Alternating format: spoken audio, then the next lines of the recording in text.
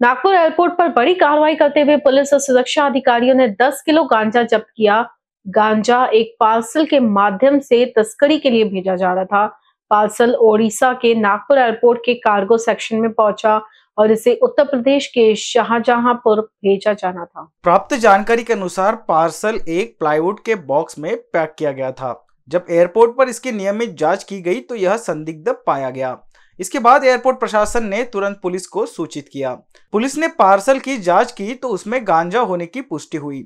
इस मामले में तुरंत एफआईआर दर्ज की गई और पुलिस ने पार्सल भेजने वाले ओडिशा के पते और पार्सल प्राप्त करने वाले उत्तर प्रदेश के पते की जांच शुरू कर दी।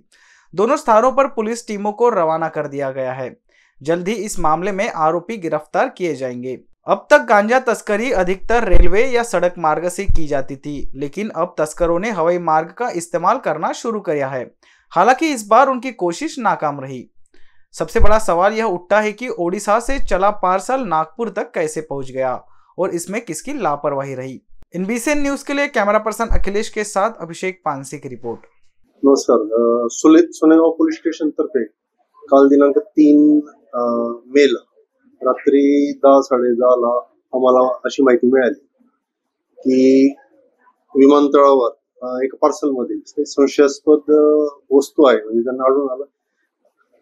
त्यामुळे आम्ही तिथे रवाना होऊन सदर जो पार्सल होते ते राहुल फिटनेस ओरिसा इथून आलेले दिसून येत होते आणि जाणार ते शाहजहानपूर उत्तर प्रदेश इथे त्याचा डिलिव्हरी होणार होती।